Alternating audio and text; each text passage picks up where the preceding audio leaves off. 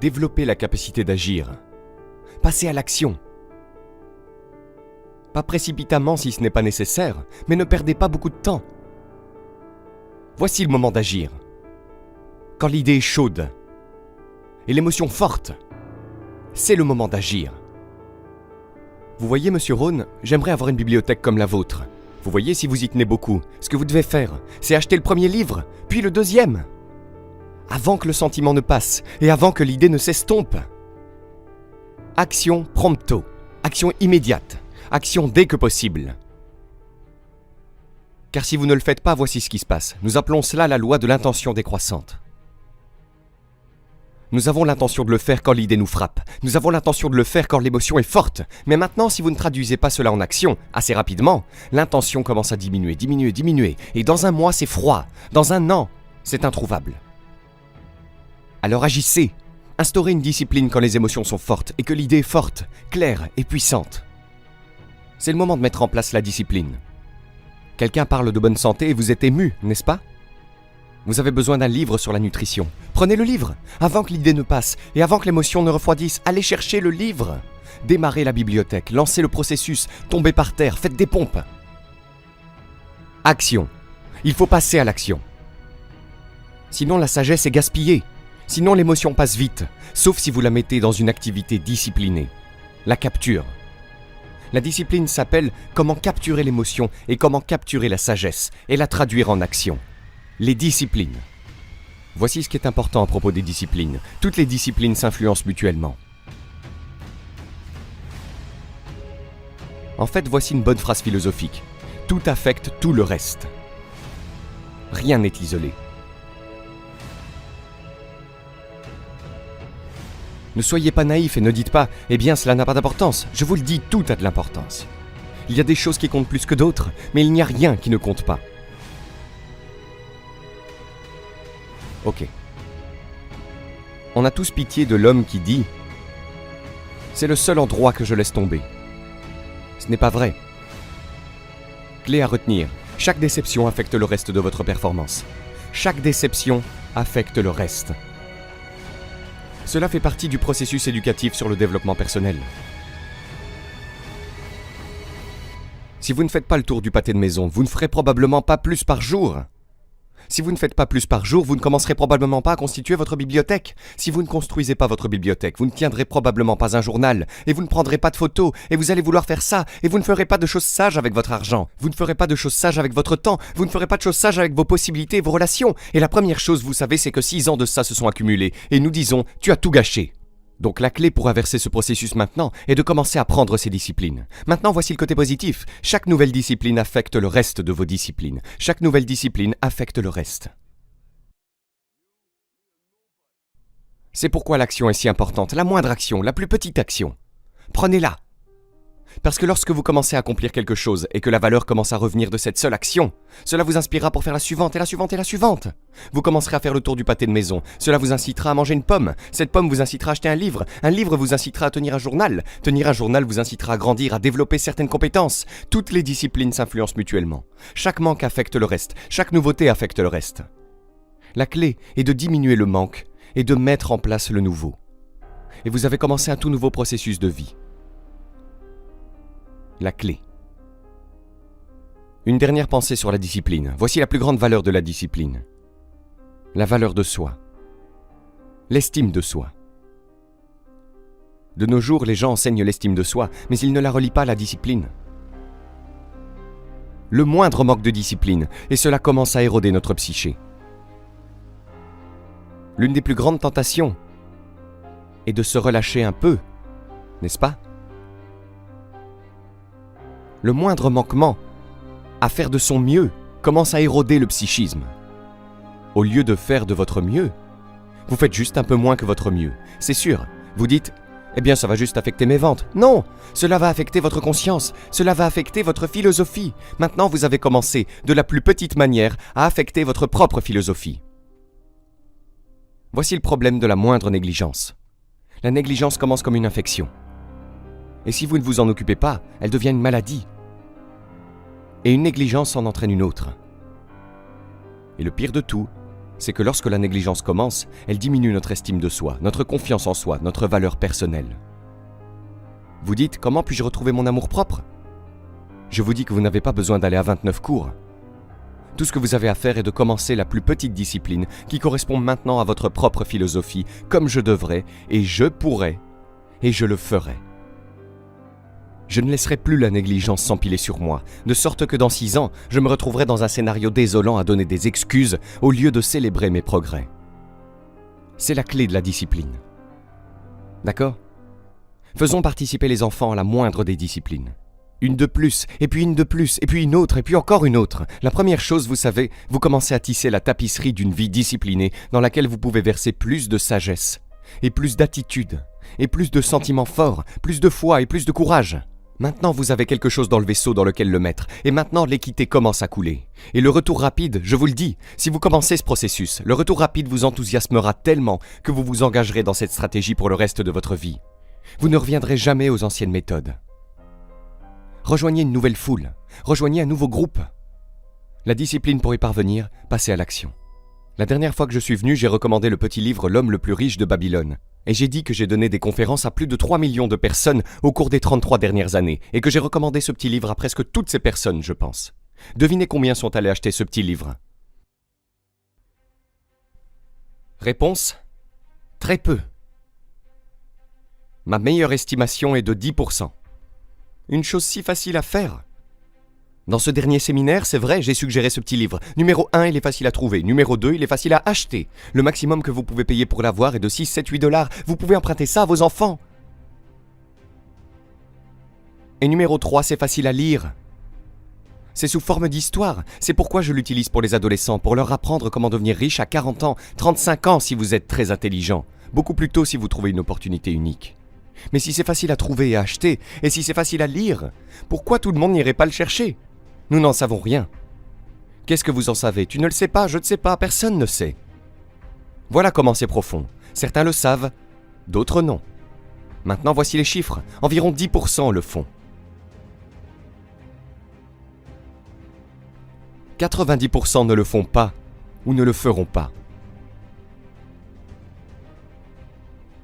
Et nous ne connaissons pas le mystère de tout cela. Et je vous le dis, dans 10 ans, ces chiffres seront toujours les mêmes. 10% le feront, 90% ne le feront pas.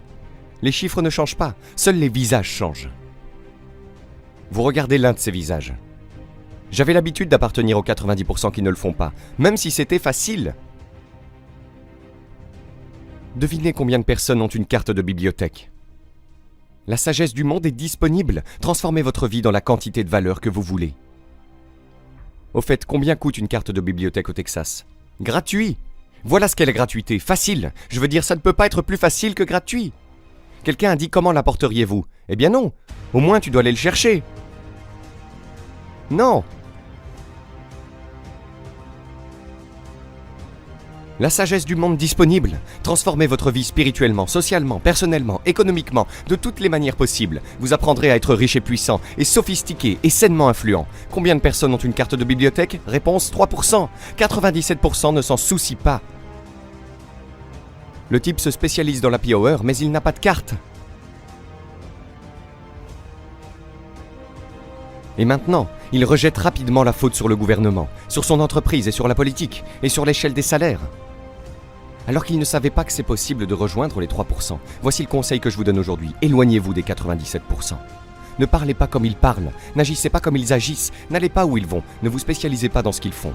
Jetez les listes de reproches auxquelles ils s'accrochent. Commencez une nouvelle vie. Vous vous dites, est-ce que c'est aussi simple que d'obtenir une carte de bibliothèque et de rejoindre les 3%? La réponse est bien sûr. Bien sûr. C'est aussi simple que ça. C'est si facile. C'est si simple. Ce n'est pas complexe. Vous n'avez pas besoin d'un gourou vieux de 2000 ans. Vous n'avez pas besoin d'affirmations sur plusieurs pistes. Je vous le dis, vous n'en avez pas besoin. L'affirmation sans discipline est le début de l'illusion. Ne laissez pas quelqu'un vous entraîner dans une voie contraire à la nature elle-même, en disant qu'à moins de travailler, le miracle de la graine et du sol, et des saisons et de Dieu, et toutes les autres choses qui sont disponibles, au soleil ou à la pluie, cela n'est disponible pour vous par l'affirmation. Il n'est disponible que par le travail. Alors travaillez bien. Apprenez bien. Disciplinez-vous bien. Et vous pourrez avoir tous les trésors que vous voulez. Ces choses sont faciles et simples. Ce ne sont pas les vagues de l'océan, espèce de mouette. Tu n'as pas besoin de déménager à Sedona où tous les champs de force sont réunis en Arizona.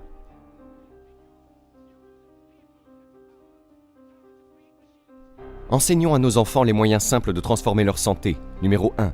Leur économie, numéro 2. Leur capacité à communiquer, numéro 3.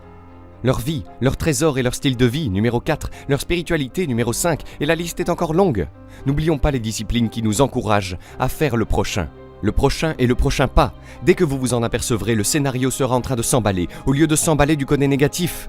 C'est tout ce que vous avez à faire. C'est aussi simple que ça. C'est aussi simple que de commencer, en vous engageant à changer votre vie. Et une fois que vous aurez commencé sur cette voie, je vous promets que vous rejoindrez les 10% et les 3%. Nous allons parler d'indépendance financière dans un petit moment. Devinez combien de personnes peuvent prendre leur retraite grâce aux revenus de leurs propres ressources personnelles quand vient le moment de la retraite. Réponse, 5%. Dans le pays le plus indépendant du monde, 95% sont des personnes à charge, 5% sont des indépendants. Prenez en charge votre propre retraite. Je vous le dis, si vous prenez en charge votre propre retraite grâce au développement personnel et à toutes ces compétences dont nous avons parlé aujourd'hui, plus ce qui s'annonce avec l'indépendance financière, je vous dis que si vous prenez en charge votre propre retraite, vous pouvez la multiplier par au moins 5, peut-être par 10, peut-être par 20, peut-être par 100. Si vous laissez le gouverneur s'en occuper, ou des entreprises s'en occuper, vous devez diviser par 5. Prenez en charge votre propre vie, prenez en charge votre propre journée, prenez en charge votre propre conversation, prenez en charge votre propre famille, prenez en charge vos propres possibilités. Et apprenez ces compétences, développez ce genre de stratégie. Et je vous le dis, la vie s'ouvrira à vous. Rejoignez les 3%, rejoignez les 10%. Rejoignez les 5%, éloignez-vous des 95%. Nous enseignons ce qui suit pendant notre week-end de leadership. Trouvez ce que les pauvres lisent et ne les lisez pas. Ne parlez pas comme eux. Donnez un coup de main, mais ne tombez pas dans leur pauvre scénario philosophique. Ne blâmez pas ce qu'ils blâment. N'utilisez pas les excuses qu'ils utilisent. C'est ce qu'on appelle le langage des pauvres. Changez de vitesse, changez de langage, changez d'idée, changez de stratégie. Commencez par la plus simple des disciplines, et ne soyez pas méchant avec aucune de ces disciplines. La plus petite des disciplines commence le processus de changement de vie. Et si vous investissez dans cette chose appelée discipline, vous pouvez avoir tout ce que vous désirez. C'est ce qu'on appelle le début d'un miracle. Maintenant, voici le dernier indice sur la discipline. Faites du mieux que vous pouvez. On en a parlé plus tôt, mais voici un bon scénario pour le faites du mieux que vous pouvez. J'ai une bonne question pour vous. Le mieux que vous puissiez faire, est-il tout ce que vous pouvez faire? La réponse est non. Étrangement. Si on se mettait tous à terre maintenant et qu'on faisait autant de pompes que possible, et disons que pour une raison quelconque, vous n'avez pas fait de pompe ces derniers temps, je ne peux pas imaginer pourquoi, mais disons-le. Et disons que le mieux que vous puissiez faire est 5. Et vous regardez le reste d'entre nous et dites « Hé, 5 est le mieux que je puisse faire ». Nous pouvons dire à la vue de votre visage que c'est probablement vrai. 5 est le mieux que vous puissiez faire. Maintenant, est-ce que 5 est tout ce que vous pouvez faire? La réponse est non. Si vous vous reposez un peu, vous pouvez en faire 5 de plus. Et si vous vous reposez un peu, vous pouvez en faire 5 de plus. Et si vous vous reposez un peu, vous pouvez en faire 15 de plus. Comment sommes-nous passés de 5 à 15 ? C'est un miracle. Et si tu te reposes un peu, tu peux en faire 15. Si tu te reposes un peu, tu peux en faire 15. Si tu te reposes un peu, tu peux en faire 20. Comment avez-vous fait pour passer de 5 à 20 ? C'est un miracle. Savez-vous que vous pouvez continuer à faire ça ? Faire un peu plus, vous reposer un peu, faire un peu plus, vous reposer un peu, finalement arriver à 50 pompes ? C'est possible d'arriver à 50 pompes ? Bien sûr. Comment passe-t-on de 5 à 50 ? C'est un miracle. Comment faire pour qu'un miracle se produise ? Numéro 1, faites ce que vous pouvez. Ne négligez pas ce que vous pouvez, que ce soit écrire une lettre à votre mère en Floride. Commencez à tout nettoyer, à faire des pompes. Passez de 5 à 50. C'est un miracle. Numéro 1, faites ce que vous pouvez. Numéro 2, faites du mieux que vous pouvez. Numéro 3, reposez-vous très peu.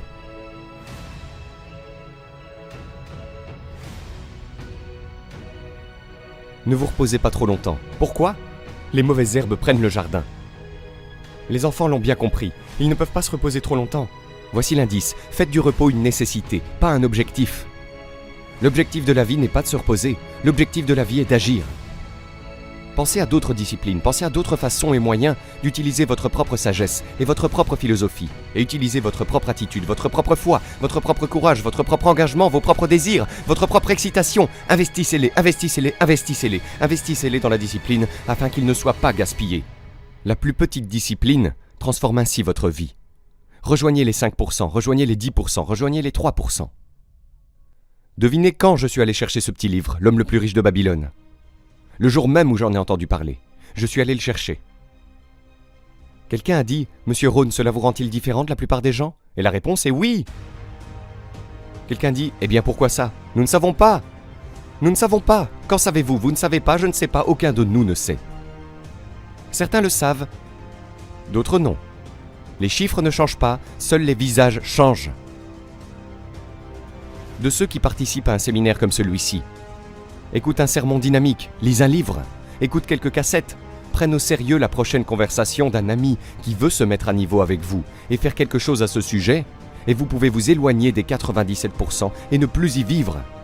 Parce que si vous ne le faites pas, les 6 prochaines années de votre vie seront comme les 6 dernières. Monsieur Chauve m'a dit « Monsieur Rhône, cela fait 6 ans que vous travaillez. Je vous dis que les 6 prochaines années de votre vie vont être comme les 6 dernières, à moins que vous n'en profitiez et ne commenciez à faire ces changements personnels. J'ai fait ces changements et ça a totalement révolutionné ma vie. Alors regardez les 5 prochaines années de votre vie. Ça va être comme les 5 dernières. À moins que vous ne changiez. Et si vous changez, tout va changer. Rejoignez les 5%. Dans 10 ans, les chiffres seront les mêmes. Mais je vous le dis, certains visages dans ce public peuvent changer. Et commencez à se montrer dans la foule des 3%, et la foule des 5%, et la foule des 10%, et ainsi affecter dynamiquement votre vie et votre avenir.